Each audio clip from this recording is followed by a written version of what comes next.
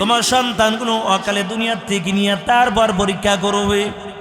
তবে শুনো, এই ছোট্ট বালক সন্তানের উসিলা কুনিয়া কিয়ামতের ময়দানে আমার আল্লাহ 10 দুনিয়ার সমান একটা জান্নাতের মালিক বানাইয়া দিবে। আমার আল্লাহ কিয়ামতের ময়দানে ছোট্ট বালককে ডাক দিয়া বলবে, যাও যাও আমার জান্নাতের মধ্যে চলে যাও।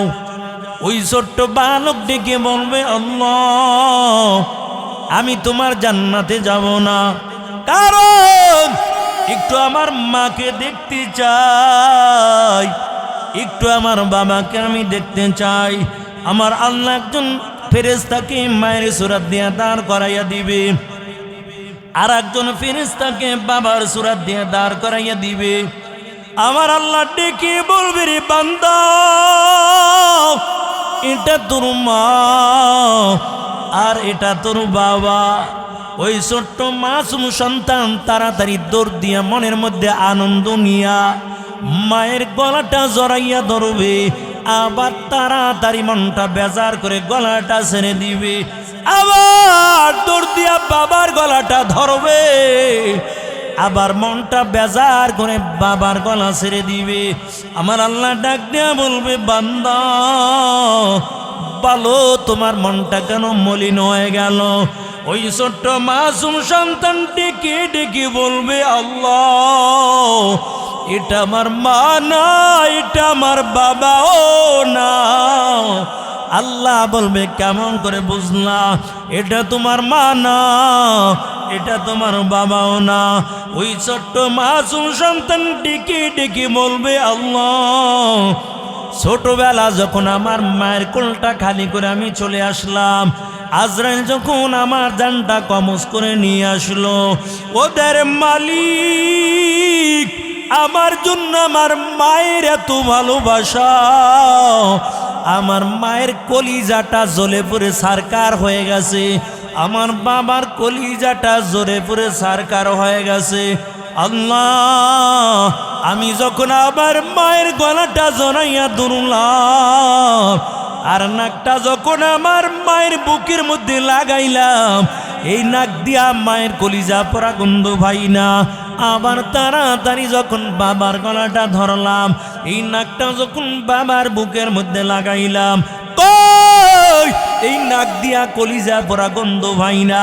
যার কারণে বুঝলাম এটা আমার মা না, এটা আমার বাবাও না। ওদের মালিক তুমি আমার আসল মা বাবাকে দাঁড় করাইয়া দাও। আরে আল্লাহর বান্দা, আল্লাহ ডাক দিয়া কয়, জিবরাইল 1 নাম্বার আমার বন্ধুর জন্য জান্নাত থেকে একটা কাপড় নিয়ে যাও, 2 নাম্বার পরের কাপড়টা নিয়ে যাও, 3 নাম্বার আমার বন্ধুর জন্য একটা নামাজের মুসাল্লা নিয়ে যাও। ও জিবরাইল 4 নাম্বার আমার বন্ধুর জন্য জান্নাত থেকে একটা তসবিহ নিয়ে যাও।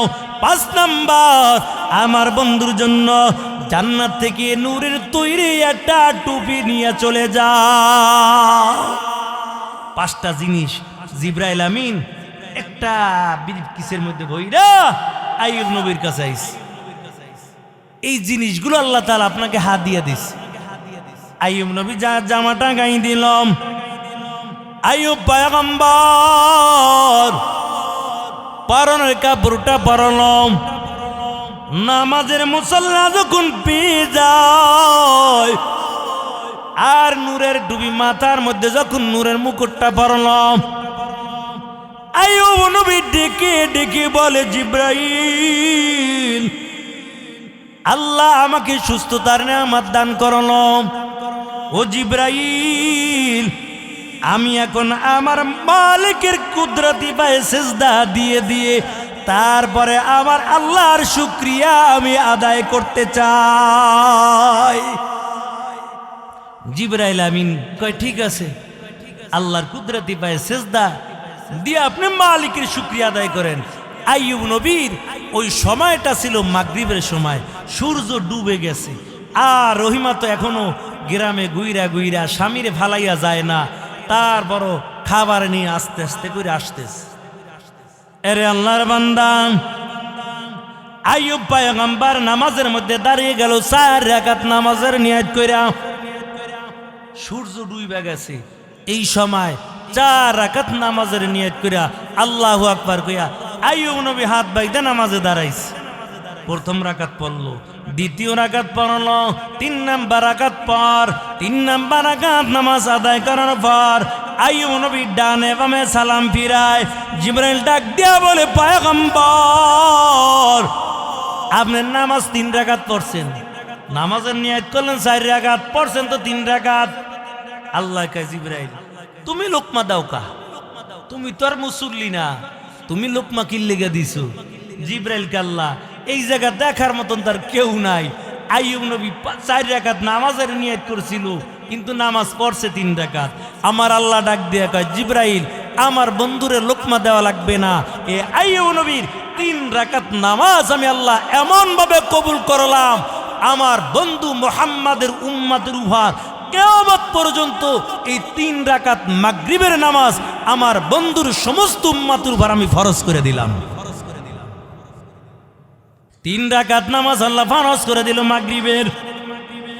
এরে মুমিন, শুধু তাই নয়, আল্লাহ ডাক দিয়া বলে, জিবরাইল যত পুরুষগণ 3 রাকাত মাগরিবের নামাজ আদায় করবে 1 ভাগ সওয়াব আইয়ুব নবীর আমল নামার মধ্যে চলে যাবে। আইয়ুব নবী মাগরিবের 3 রাকাত নামাজ আদায় করলেন। নামাজ 3 রাকাত আদায় কইরা একটু দূরে উঁচু একটু জায়গার মধ্যে বসে রইছে। রহিমার আসতে আসতে সন্ধ্যা হয়ে গেছে। আইসা ডানে তাকায় বামে তাকায়, কই আমার স্বামীকে আমি দেখি না। এরে মুমিন, দূরে থেকে আইয়ুব পয়গম্বর তাকাইয়া তাকাইয়া দেখতেছে, কারণ রহিমা ওই জায়গার মধ্যে আইয়ুব নবীকে না পাইয়া বড় পাগলের মতন হয়ে গেছে।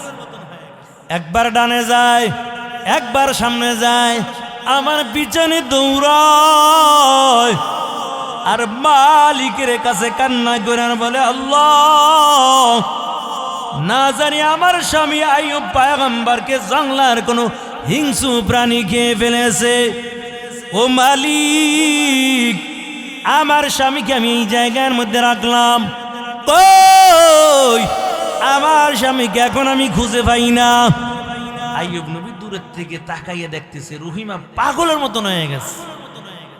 আস্তে করে ডাক দিছে, ও রহিমা। রহিমার নজরটাও দিকে চলে যায়, ভয় পেয়ে গেছে, কারণ সন্ধ্যা হয়ে গেছে, সূর্য ডুবে গেছে, ভয় ভয় লাগে। আপনাদের কষ্ট হইতে আছে নাকি? মোনাজাত দিয়ে দিমু, রাত্র তো অনেক হয়ে গেছে, আর চলুক একটু নাকি? তবে বেশি সময় না, ইনশাল্লাহ 5 মিনিট। কসম রয়ে গেছে, এখন কসম কাটছিল 100 বেতের আঘাত করবে, মনে আছে তো? দেই রহিমা আইসা তারপরে কি ঘটনা ঘটায়। আরে আল্লাহর বান্দা, আইয়ুব নবী ডাক দিছে, রহিমা। রহিমা দিলের মধ্যে ভয় লেগে গেছে, কি রে এই গভীর জঙ্গলের মধ্যে পুরুষের কণ্ঠের আওয়াজ পাওয়া যায়, কে আবার আমার ডাক দিল? রহিমা যখন আস্তে করে নজর দেয়, এত সুন্দর একটা পুরুষ দেখতে পায়। কারণ আইয়ুব নবীর আগে যেই সৌন্দর্য ছিল, আগের যেই স্বাস্থ্য ছিল, আগের যে নুরানি চেহারা ছিল, আমার আল্লাহ তার চেয়েও দ্বিগুণ সৌন্দর্য আল্লাহ তাআলা দান করছে। এখন চেহারা দিয়া শুধু নূরের আলো ঝলমল ঝলমল করতেছে। রহিমা একটু সামনে আগাইলে আইয়ুব নবী ডাক দেখে, রহিমা কারে খুঁজতেছো? রহিমা কান্না করার বলে, আমার স্বামী আইয়ুবকে আমি খুঁজতেছি। এরে মুমিন, আইয়ুব নবী ডাক দেয়া বলে, রহিমা দেখো, আমাকে তোমার স্বামী আইয়ুবের মতন দেখা যায় কিনা? রহিমা কই, আপনি কি কয়? আমার স্বামীর শরীরে বস্তুই নেই, শুধু হাড্ডিগুলো আছে। শরীরে কোনো পশম নাই, গোস্ত নাই, পুরা শরীরটা পোকায় বাসা বাইদা ফেলাইছে। আর আপনার এত সুন্দর চেহারা দেখা যায়, আপনি কিভাবে হবেন? আইয়ুব নবী কয়, রহিমা আরেকটু সামনে আগাও, ভয় নাই। আবার যখন একটু সামনে আগায়, তাই কি রে, কণ্ঠটা তো আমার স্বামী আইয়ুবের মতনই শোনা যায়, একটু শরীরের মধ্যে একটু বল আইয়ে গেছে। আবার রহিমা সামনের দিকে যায়, আরে আল্লাহর বান্দা, আইয়ুব নবী ডাক দিয়ে বলে, রহিমা তবে শুনো, ভয় পাওয়া লাগবে না, আবার একটু সামনে আগাও, দেখো আমার নাকটা তোমার স্বামী আইয়ুবের নাকের মতন দেখা যায় কিনা, আমার চক্ষু দুইটা তোমার স্বামী আইয়ুবের মতন দেখা যায় কিনা।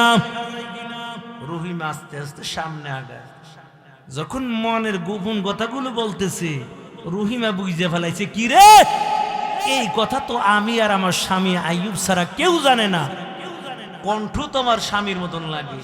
একটু সামনে যখন আরো চলে গেল, নজর দিয়ে দেখে আসলে তো আমার স্বামী আইয়ুবের মতনই দেখা যায়। আইয়ুব নবী ডাক দেখায়, রহিমা তবে চিন্তা নাই, আমার আল্লাহ তাআলা আমাকে এই মুহূর্তের মধ্যে, আল্লাহ তাআলা আমাকে সাথে সাথে সৌন্দর্য চেহারা দান করে দিছে। শুধু তাই নয়, ও রহিমা, জান্নাত থেকে আল্লাহ তাআলা 5টা পুরস্কার আমার জন্য পাঠাইছে।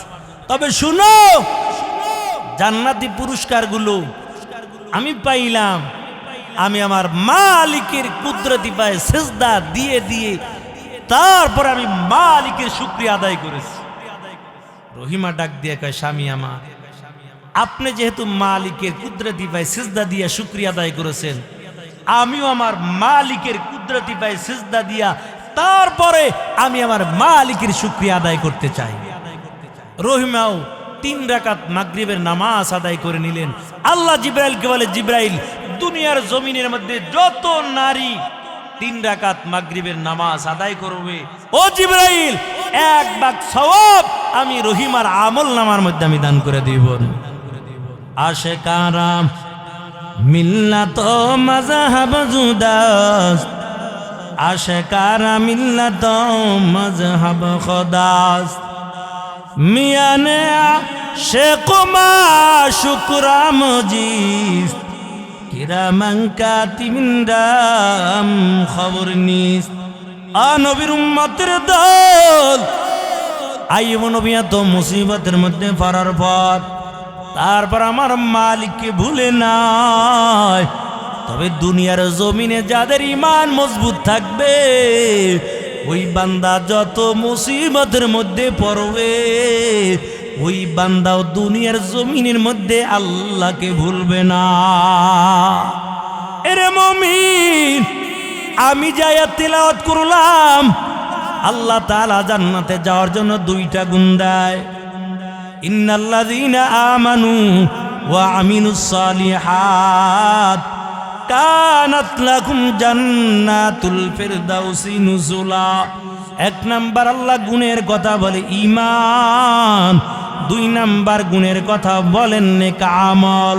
আল্লাহ তাআলা অন্য আয়াতের মধ্যে আল্লাহ বলেন, আল্লাযী খালাকাল মাউতা ওয়াল হায়াতা লিয়াবলুয়াকুম আইয়ুকুম আহসানু আমালা।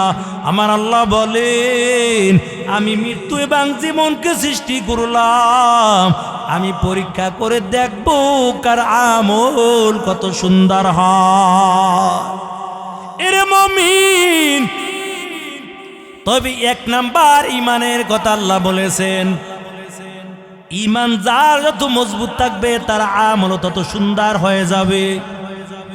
ছোট্ট একটা বালক জুনায়েদ বাগদাদী রহমাতুল্লাহ আলাই, ঈমানটা কেমন মজবুত।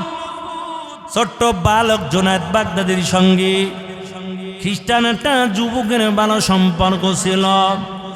খ্রিস্টান যুবক জুনায়েদ বাগদাদীর কাছে আসার পর আবার তাড়াতাড়ি যাওয়ার জন্য বড় ব্যস্ত হয়ে গেল। জুনায়েদ বাগদাদী ডেকে বলে, যুবক তুমি মাত্র আসলা, তাড়াতাড়ি যাওয়ার জন্য কেন ব্যস্ত হয়ে গেলা? খ্রিস্টান যুবক ডাক দিয়া বলে, মুসলমানের সন্তান, তবে তোমাদের যেমন ধর্মীয় অনুষ্ঠান হয়, আমাদের খ্রিস্টানদেরও বড় একটা অনুষ্ঠান হবে। ওই জায়গার মধ্যে আমাদের খ্রিস্টান পাদ্রী হাজির থাকবে, আর একটা উপদেশ দিবে। এই উপদেশটা আমরা সারা বছর আমরা মেনে নিব। জুনায়েদ বাগদাদি কয়, আমিও তোমার সঙ্গে ওই জায়গায় যেতে চাই। খ্রিস্টান যুবক ডাক দিয়া কয়, ও জুনায়েদ, না না, ওই জায়গার মধ্যে তুমি যেতে পারবা না। তার একমাত্র কারণ, ওই জায়গার মধ্যে কোনো মুসলমান যেতে পারে না। যদি কোনো মুসলমান যায়, তাকে বন্দি করে শাস্তি দেয়। জুনায়েদ বাগদাদি ডাক দিয়া বলে, ও খ্রিস্টান যুবক, তবে আমাকে নিয়ে তোমার চিন্তা করা লাগবে না। মুসলমান ভালো করে জানে দুনিয়ার জমিনে মুসলমানের কেউ নাই, তবে মুসলমানের সঙ্গে একমাত্র আল্লাহ আছে। জুনায়েদ বাগদাদি চলে গেছে। লক্ষ লক্ষ খ্রিস্টান শ্রোতার দল ওই মজলিসের মধ্যে যখন ছোট্ট বালক হাজির হয়ে গেছে, খ্রিস্টান পাদ্রী দামি সিংহাসনের মধ্যে বসে গেল। জিব্বা নাড়ায়, ঠোঁটটা নাড়ায়, জবান দিয়ে কথা বের হয় না। এরে মুমিন, শ্রোতারা ডাক দিয়া বলে, কই, কেন আপনি উপদেশ দেন না? আপনার উপদেশ শোনার জন্য আমরা বসে আছি। খ্রিস্টান পাদ্রী কয়, কেমনে করে কথা কম? কারণ এই মজলিসের মধ্যে একজন মুসলমানের সন্তান আছে, যার কারণে আমিও কথা বলতে চাই, কিন্তু আমার জবান দিয়া কেমন জানি কথা বের হয় না। আরে আল্লাহর বান্দা, শ্রোতারা কয়, কই মুসলমানের সন্তান কই, দেখাইয়া দেন, আমরা বন্দি কইরা তারপর শাস্তি দিব। খ্রিস্টান পাদ্রী ডাক দিয়ে বলে, না না, বন্দি করা লাগবে না। কারণ আমিও দিলি দিলি একজন খাঁটি মুসলমান খুঁজতেছি, তবে আমার মনে হয় এটা সাধারণ কোনো মুসলমান হবে না, এটা খাঁটি একজন আল্লাহর বান্দা, খাঁটি একজন মুসলমান হবে। জুনায়েদ বাগদাদির কাছে ডাকছে, কাছে ডাইকা বলে, মুসলমান, কেন তুমি এই জায়গায় আসছো? ছোট্ট বালক জুনায়েদ বাগদাদি ডাক দিয়ে কয়, আমি আসলাম ইমানের দাওয়াত দেওয়ার জন্য। কারণ ইন্নাদ-দীনা ইনদাল্লাহিল ইসলাম, আপনারা যে ধর্ম পালন করতেছেন এটা আল্লাহর কাছে গ্রহণযোগ্য না। আল্লাহর কাছে একমাত্র মনোনীত ধর্ম হলো ইসলাম। আপনারাও ইমানটা আনেন, আপনারাও মুসলমান হয়ে যান, দুনিয়াও শান্তি, পরকালে মুক্তি পাইয়া আল্লাহর জান্নাতে চলে যাবেন। এরে মুমিন, খ্রিস্টান পাদ্রী ডাক দিয়া কয়, জুনায়েদ শুনাও, তবে ইমানটা আনব। তোমাদের উলামায়ে কেরামদেরকে ডাকো। এক পাশে উলামায়ে কেরাম থাকবে, আর এক পাশে খ্রিস্টান শ্রোতার দল থাকবে। আমি দামি সিংহাসনের মধ্যে বৈশা আমি 4টা প্রশ্ন করব, যদি কোরআন হাদিস দিয়া উত্তর দাও আমি আর দেরি করব না। আমিও আমার ভক্তবিন্দুদেরকে রাইগা সাথে সাথে কালিমা বইরা মুসলমান হব। কিতাবের মধ্যে লেখে, জুনায়েদ বাগদাদির হাতে হাত দিয়া 1 লক্ষ খ্রিস্টান কালিমা বইরা মুসলমান হয়ে গেছে। এরে মুমিন, জুনায়েদ বাগদাদি শত শত উলামায়ে কেরামদেরকে ডাকলেন। এক পাশে শত শত উলামায়ে কেরাম বসা, আর এক পাশে হাজার হাজার লক্ষ লক্ষ খ্রিস্টান শ্রোতার দল। খ্রিস্টান পাদ্রী দামি সিংহাসনের মধ্যে বসার পর ডাক দিয়া বলে, ও মুসলমান উলামায়ে কেরাম শুনো, আমার 1 নাম্বার প্রশ্ন, বলো আল্লাহ এখন কি করে? 2 নাম্বারে বলো আল্লাহ কোন দিকে তাকানো আছে? 3 নাম্বারে বলো কোন জায়গার মধ্যে সূর্যের আলোটা একবার পড়েছিল? আর কিয়ামতের আগে ওই জায়গার মধ্যে সূর্যের আলোটা পড়বে না। 4 নম্বরে বলো কোন কবর জিন্দা ছিল? কবরের বাসিন্দাও ছিল জিন্দা, আবার জিন্দা কবরটা চলাফেরা করেছে। কটা প্রশ্ন হইল? 1 নম্বরে আল্লাহ এখন কি করে? 2 নম্বরে বলো আল্লাহ কোন দিকে তাকানো আছে? 3 নম্বরে বলো কোন জায়গায় সূর্যের আলোটা একবার পড়েছিল? 4 নম্বরে বলো কোন কবর জিন্দা ছিল? কবরের বাসিন্দাও ছিল জিন্দা, আবার জিন্দা কবরটা চলাফেরা করেছে। সব মুসলমান উলামায়ে কেরাম মাথা নিচু দিয়া দিলটা আল্লাহর সঙ্গে লাগাইছে। আল্লাহ, তবে আমরা জানি যুগে যুগে মুসলমানের বিজয়ের মালা তুমি ভরাইয়া দিছো। আল্লাহ, আমরা কেমনে কমু এখন? তুমি কি করো? কেমন করে বলবো সূর্যের আলো একবার কোন জায়গায় ভরছিল? আল্লাহ, তবে যুগে যুগে যেহেতু মুসলমানের বিজয়ের মালা পরাইছো, আজকেও মুসলমানের বেইজ্জতি কইরো না। দিলটা খুইলা মালিকের কাছে দোয়া করতেছে। আরে মুমিন, আল্লাহর গোলাম, হঠাৎ করে মুসলমান উলামায়ে কেরামের দোয়া আল্লাহ কবুল করে ফেলাইছে। ছোট্ট বালক জুনায়েদ বাগদাদী দাঁড়াইয়া বলে, ও মুসলমান উলামায়ে কেরাম শুনো, তোমাদের কোনো চিন্তা করা লাগবে না। খ্রিস্টান পাদ্রীর 4টা প্রশ্নের উত্তর দেওয়ার জন্য আমি মুসলমানের সন্তান জুনায়েদ বাগদাদী একাই যথেষ্ট। সবাই অবাক হয়ে গেছে, কিরে এই ছোট্ট বালক কেমন করে বলবে? এরে মুমিন, উলামায়ে কেরাম জুনায়েদ বাগদাদীর দিকে দাঁড়ানো। ও জুনায়েদ বাগদাদীর দিকে সকলে তাকানো। কারণ কেমন করে ছোট্ট বালক কইব? তবে আল্লাহ যদি জবান দিয়ে কথা বলায় তাহলে বড় হওয়া লাগে না। ছোট্ট বালক দিয়ে আল্লাহ তাআলা কথা বলাইবে। এরে আল্লাহর গোলাম, ওদিক থেকে জুনায়েদ বাগদাদী দাঁড়ায় বলে, চিন্তা নাই, আমি বলবো। খ্রিস্টান পাদ্রীকে, আসো দেখ কেমন করে তুমি উত্তর দেবা। বাকি কিন্তু ওই লাঠি মনে রেখেন, 100 কসম করছিল 100 বেতের আঘাত করবো। ফাঁকি দিয়ে একটু আর একদিকে চলে গেলাম, বেশি সময় দিব নষ্ট করবো। ওদিকে আইয়ুব নবী রহিমাকে 100 বেতের আঘাত করলো কিভাবে, এটা বইলেই এবার আলোচনা গুছিয়েন না। আরে আল্লাহর বান্দা, জুনায়েদ বাগদাদী ডাক দেয়া বলে, আমি আপনার প্রশ্নের উত্তর দিতে পারব। খ্রিস্টান পাদ্রীকে, আসো কাছে ডাকছে। ওই জুনায়েদ, পারবা? ইনশাআল্লাহ পারবো। মুসলমান যদি কোনো ভালো কাজ করার আগে ইনশাআল্লাহ বলে, আল্লাহ তাআলা ওই কাজটা ওই বান্দার জন্য সহজ কইরা দেয়। এরে আল্লাহর বান্দা, জুনায়েদ বাগদাদী ডাক দেয়া বলে, আমি ইনশাআল্লাহ পারব, তবে আমি একটা কথা বলতে চাই। খ্রিস্টান পাদ্রী বলে, কি জানতে চাও বলো। জুনায়েদ বাগদাদী বলে, আমি জানতে চাই যে প্রশ্ন করে সে বড় না যে উত্তর দেয় সে বড়? খ্রিস্টান পাদ্রী কয়, যে প্রশ্ন উত্তর দেয় সেই তো বড়। ছোট্ট বালক জুনায়েদ বাগদাদী দাঁড়াইয়া বলে, তবে শুনেন, আপনি এখন দামি সিংহাসন থেকে নেমে যান, আমি দামি সিংহাসনের মধ্যে বসে আপনার প্রশ্নের উত্তর দিয়া দিব। এরে আল্লাহর গোলাম, খ্রিস্টান পাদ্রী আস্তে করে দামি সিংহাসন থেকে নেমে যায়। জুনায়েদ বাগদাদী দামি সিংহাসনের মধ্যে বসার পর ডাক দিয়া বলে, ও মুসলমান উলামায়ে কেরাম শুনো, এই খ্রিস্টান পাদ্রী 1 নাম্বার প্রশ্ন করেছিল, আল্লাহ এখন কি করে? আমার আল্লাহ এখন এই কাজটাই করেছে।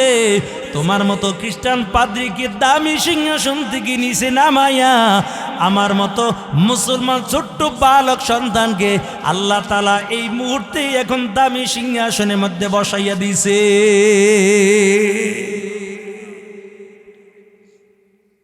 সবাই অবাক হয়ে গেছে। অত ইজ্জু মান তাশা ওয়া তুযিল্লু মান তাশা, আল্লাহ যাকে চায় সম্মান দিয়ে দেয়, আবার আল্লাহ যারে চায় দুনিয়ার জমিনে বেইজ্জতি কইরা জুতার মালা পরাইয়া তারপরে ঘুরায়। আরে আল্লাহর বান্দা, তবে যুগে যুগে মুসলমান বিজয় অর্জন করেছে, কারণ আল্লাহর কাছে যখন সাহায্য চাইবে মুসিবতের মধ্যে ভইরা, আমার আল্লাহ ফেরেশতা পাঠাইয়া তারপর সাহায্য করবে। বদরের যুদ্ধে আল্লাহ সাহায্য করছেন না মুসলমানদের? 313 জন সাহাবী, আল্লাহ তাআলা হাজার হাজার ফেরেশতা নাজিল কইরা কাফেরের মোকাবেলায় যুদ্ধ করাইয়া আমার নবীকে আল্লাহ তাআলা বিজয়ের মালা পরাইয়া দিস। ওই একটা যুদ্ধে সাহাবায়ে কেরাম বারবার পরাজিত হয়ে যায়। চিন্তা করলো কি ব্যাপার, বারবার আমরা কেন পরাজিত হয়ে যাই? মুসলমান তো পরাজিত হতে পারে না। সবাই সিদ্ধান্ত করলো আগামীকাল আমরা যুদ্ধ করব কিভাবে। তবে সিদ্ধান্ত নিল সবাই রসুল একটা সুন্নাত জিন্দা কইরা, মেসওয়াক কইরা, উজু কইরা, 2 রাকাত নামাজ আদায় কইরা আল্লাহর কাছে সাহায্য চাইয়া তারপর আমরা যুদ্ধের ময়দানে যাব। মেসওয়াক কইরা, উজু কইরা নামাজ পড়লে আল্লাহ তাআলা কত সওয়াব দিয়ে দেয়। সবাই গাছের ডাল ফালা ভাইঙ্গা মেসওয়াক করা শুরু করলো। ওই কাফেরের তাবুত থেকে একজন গোয়েন্দা পাঠাইছে, যাও দেখো আগামীকাল মুসলমানরা কিভাবে যুদ্ধ করবে, তাদের কৌশল কি। কাফেরের তাবুত থেকে একজন লোক আইসা দেখে মুসলমান তো অস্ত্র শস্ত্র ছাইরা সব জমিনে রাইখা এদিক গাছের ডালপালা ভাইঙ্গা শুধু দাঁত দাঁড়াইতে আছে। ওরা তো আর বুঝে না যে মেসওয়াক কিরে কয়। তাড়াতাড়ি দৌড়াইয়া আবার গেছে তাবুর মধ্যে, তাড়াতাড়ি ময়দান ছাড়। কি হইছে? আমার মনে হয় আগামীকাল আর মনে হয় তলোয়ার দিয়া যুদ্ধ হইব না, একটা কামরা কামড়ির যুদ্ধ হইব। কয় কেমনে বুঝলা কামরা কামড়ির যুদ্ধ হইব? বিশ্বাস না হইলে যাইয়া দেখ। মুসলমানরা সব অস্ত্র রাইখা গাছের ডালপালা ভাইঙ্গা শুধু দাঁত দাঁড়াইতেছে। আমার মনে হয় একটা কামরা কামড়ি যুদ্ধ হইব। কয় তাই নাকি? কহ তাড়াতাড়ি ময়দান ছাড়, আমরা কামরা কামড়ি যুদ্ধ করে মুসলমানের সাথে পারবো না। একটা সুন্নাতকে জিন্দা করার কারণে মুসলমান যখন যুদ্ধের ময়দানে গেল, দেখে পুরা ময়দান খালি, আল্লাহ মুসলমানের বিজয়ের মালা পরাইয়া দিস।